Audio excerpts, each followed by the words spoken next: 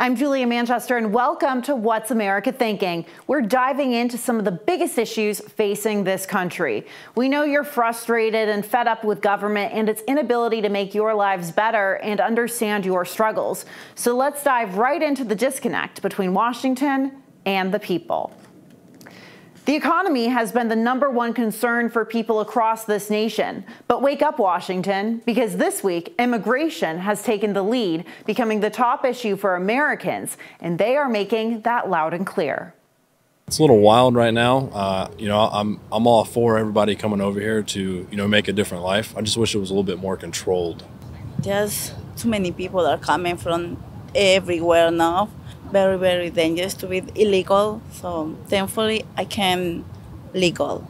I absolutely do not see a problem with letting people come to our country. However, they have to assimilate. In Houston, Texas, there are areas that are flying the flags of other countries. No, absolutely not. Immigrants have the right to be here. This land does not belong to the people that are in power. There is actually indigenous land. I think it's important that we allow immigration because I don't think that we have enough people in this country to keep the economy going like it is, and I'm all for it. With months of contentious negotiations and mixed messages, the Republicans persistently blast Biden's policies on the topic, while Democrats blame the GOP for blocking immigration reform. They're destroying the blood of our country. That's what they're doing. They're destroying our country. I don't believe, as the former president said again yesterday, that immigrants are polluting our blood. The administration has done next to nothing to protect the border, but we've all seen with our own eyes they have opened the border wide to the entire world. And for over 2 months, Democrats have shown we are serious about reaching an agreement by remaining at the negotiating table. We must insist that the border be the top priority. It's time to wake up, Washington. Here to make sense of all of the fighting and finger-pointing is Rafael Bernal, who covers the Hispanic political world and policy issues revolving around immigration. Rafael, it's so good to see you, friend. Yeah, thank you for having me. Yeah, so to start off with, there's a new Harvard-Harris poll that found immigration surpassed inflation as the #1 issue for Americans, increasing 7 points since last month to 35%. How did we get here? Well, there's two sides to this, right? The first side is inflation isn't that big of a problem anymore. Inflation isn't down where the Fed wants it, but it's pretty close, and it's way down from the 9.1 we saw in June of 22. But immigration is in the news every day, and those images from the border, the chaos at the border, the Department of Homeland Security's inability to manage, a migration phenomenon that we haven't seen, that we've never seen. This is a completely new situation, and the federal government, it's just not equipped to deal with it. It's so interesting because I was on the road in Iowa and New Hampshire, and I would talk to voters in two states that are thousands of miles away from the southern border, and immigration was their top priority when asked, what's your top priority when you go to the ballot box? But, I want to go to another CBS News poll that found that 45% of Americans view the situation as a crisis, and 30% think it's a serious problem. How has this trend changed over the past decade, and what have been the key contributing factors to those changes? Well, that's a key word. There's been a lot of fighting in D.C. over whether it's a crisis or not. Beauty's in the eye of the beholder on this one.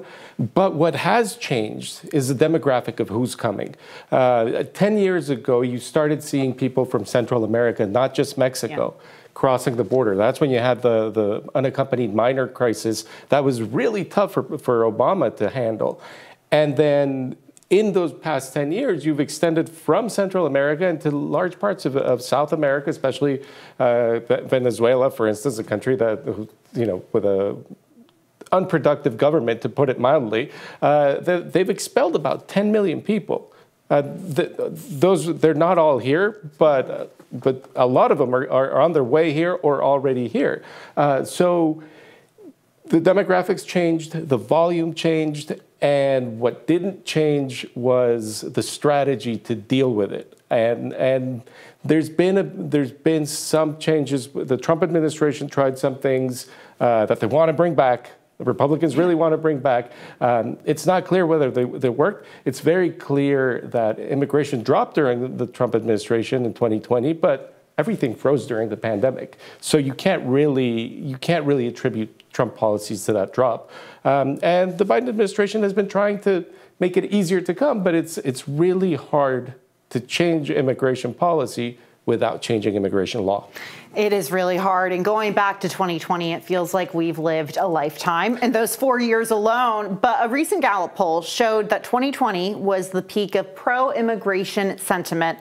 But that dropped drastically in the years following. You touched on this a bit in your last answer, but what happened in those 4 years? So pro and anti-immigration sentiment in this country, since it's been tracked for the last 60 or 70 years, it's tracked a lot with the political mood of this country. So from the mid-90s onward, when people started encountering more immigrants in their communities, because that first sort of wave of Mexican immigration sort of settled here, sentiment actually went up. People started liking immigrants more because they weren't as scary, something scary that they've never met. They were actual human beings.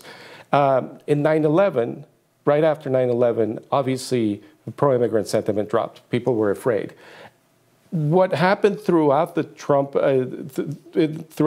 years, say from 2015 when he first started running for president, is one side started saying immigrants are good, the other side started saying immigrants are bad. But by 2020, when Biden won the presidency, the politics of that campaign drove immigrant sentiment up.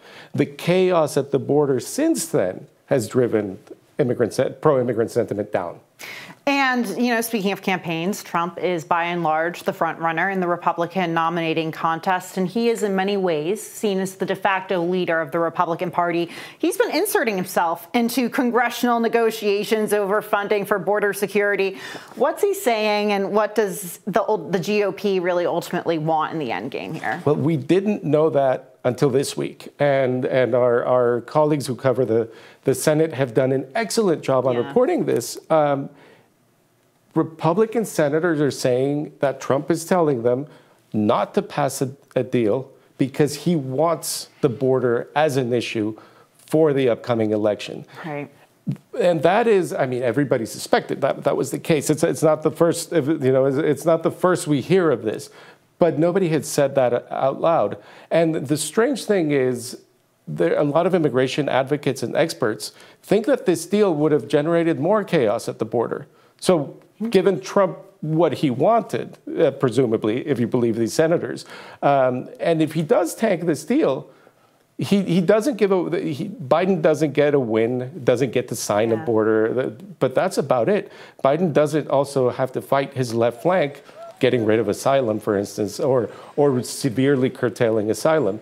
So he might be doing Biden a favor here. It's so interesting, and I want to go back to a point you just made. You talked about immigration experts saying that a deal could result in more chaos at the border. If you could quickly explain that, that seems kind of counterintuitive. It's the history of immigration legislating in this country. Yeah. Every time over the past 30 years that Congress has legislated on the border, it's been against a deadline or trying to send a message before an election, just basically not the way good policy is built. And every time those laws have created more chaos at the border because they simply aren't good policy. Right. And it seems like the Senate was falling into that same trap. We don't know exactly because we haven't seen the text of what's been negotiated, but what has come out of that room, what we have heard about, that it sounds to be following the same pattern. Right. And, staying on the Senate, a group of bipartisan senators, Chris Murphy from Connecticut, Lindsey Graham, South Carolina,